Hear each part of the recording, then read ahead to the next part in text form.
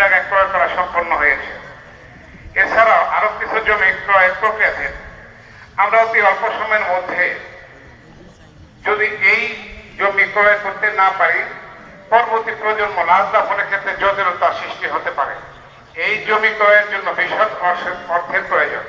আপনাদের দান অনুদানের কলাপিয়া ঈদগাহ কবরস্থানের উন্নয়নের ব্যাপক প্রসার করেছে এবং এই উন্নয়ন অব্যাহত থাকবে।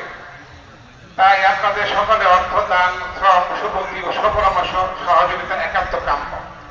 সম্মানিত মুসল্লিগণ, আপনারা হয়তো অবগত আছেন, কিছুদিন পূর্বে মাননীয় সংসদ সদস্য আলহাজ আমানুল্লাহ সাহেব এবং কলাপিয়া সোনারটেক নিবাসী এলজিডির প্রধান প্রকৌশলী আনোয়ার হোসেন সাহেবের যৌথ প্রচেষ্টায় কবরস্থানের ভিতরে রাস্তাগুলো সরকারিভাবে টেন্ডারের মাধ্যমে ইউনিব্লক দ্বারা টাইল স্থাপন করা সম্পন্ন হয়েছে। সরকারিভাবে এই কাজ করার জন্য আমরা তদারকি করে সঠিকভাবে বোঝে নিয়েছি এবং আমরা কিছুক্ষণ পূর্বে আমাদের সংসদ সদস্য এখানে যাওয়ার সময় গত ঈদে উনি নামাজ পড়েছিলেন। তো আপনাদের কাছে এই নামাজের সুশৃঙ্খল এবং সুন্দর পরিবেশ দেখে উনি খুব শুভেচ্ছা জানাইছেন এবং উনি আপনাদের কাছে দোয়া চেয়েছেন। আমি আমার বক্তব্য দীর্ঘায়িত করব না, সবাইকে সুস্বাস্থ্য এবং সবার মঙ্গল কামনা করছি। ঈদুল আজহার শুভেচ্ছা জানাচ্ছি। যেহেতু আমি দেখতে পাচ্ছি ঈদের শেষ প্রান্তে অনেক লোক দাঁড়িয়ে আছে, আমি একটা অনুরোধ করবো আপনাদের যে আমরা যারা সামনে দাঁড়িয়ে আছি তারা একাতা সোজা করে আমরা পিছনে ভাইদেরকে বসার সুযোগ, যেহেতু একটা জামাত সবাইকে একটু সময় কুরবানি করে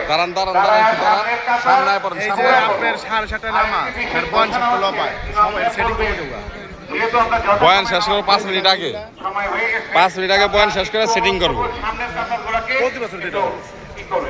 গতবার কিন্তু তার মিটিং এ হয়েছে, গতবার তার রোজার ঈদের মিটিং এ তার হয়েছে যে আপনি যেভাবে বলেন এভাবে হয় না।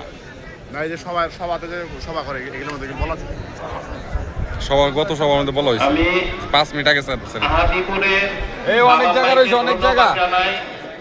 আলীনগরের অমিতকে ধন্যবাদ জানাই এবং আলোর মিছিলকে ধন্যবাদ।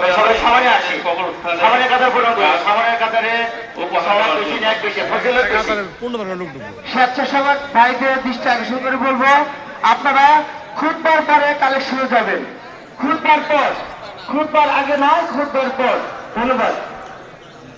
সামনে আসি, সকালে সামনে আসি, সবাই সামনে আসি, লাইন ঠিক করে সবাই সবাই আসি। তাই পিছন থেকে হাত দেখাই না, যে হাত দেখাইতেছে সে সামনে চলে আসি, সামনে আসে, যে হাত দেখাইতেছে সামনে চলে আসে। সামনে কাতারের সওয়াব বেশি, ফজিলত বেশি। আজকের দিন ভাই সওয়াব কামানোর দিন ভাই, এই জায়গা আছে, সামনে আসে, সামনে আসে। আরেকটা বিষয় আমরা খেয়াল করি, আমল ভাই ওইটাকে বলা হয় যার শুরু আছে শেষ আছে। আমল খেয়াল করি ভাই,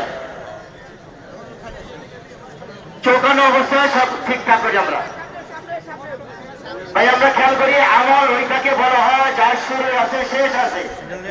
নামাজ শেষ হয়, এরপরে আমরা চলে যাই। এটা কোন ধরনের আমল বলেন তো ভাই?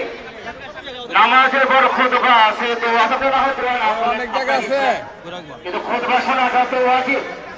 আমরা যে বের হয়ে চলে যাই তাহলে কোন আমল করতে আসি বলেন দেখি? এই জন্য আল্লাহ তাআলা বলতেন মানুষ অনেক অধৈর্য, এটা যাতে না হয় ভাই। নামাজের পর খুতবা হবে, অনেক খালি জায়গা রয়েছে, এই যে খালি জায়গা। এরপর জানাজাও আছে, জানাজা পরে ইনশাআল্লাহ আমরা যার যার ঘরে ফিরে যাব। আল্লাহ তাআলা আমাদেরকে তৌফিক দান করে। তাই নামাজের নিয়মটা বলে, প্রথম তাকবীরে হাত বাঁধা হবে, সানা করা হবে। খেয়াল করি, প্রথম তাকবীরে হাত বাঁধা হবে, এরপর দুইটা তাকবীর হবে ছেড়ে দিবে, আল্লাহু আকবার, আল্লাহু আকবার। তৃতীয় তাকবীরে বলে হাত বাঁধবে, যথারীতি সূরা কেরাত পড়া হবে। এবারে প্রথম রাকাত শেষ হবে। দ্বিতীয় রাকাতে ইমাম সাহেব উঠবে, সূরা কেরাত পড়বে, রুকুতে যাওয়ার আগে তিনটা তাকবীর হবে। কয়টা তাকবীর হবে? তিনটা তাকবীর হবে।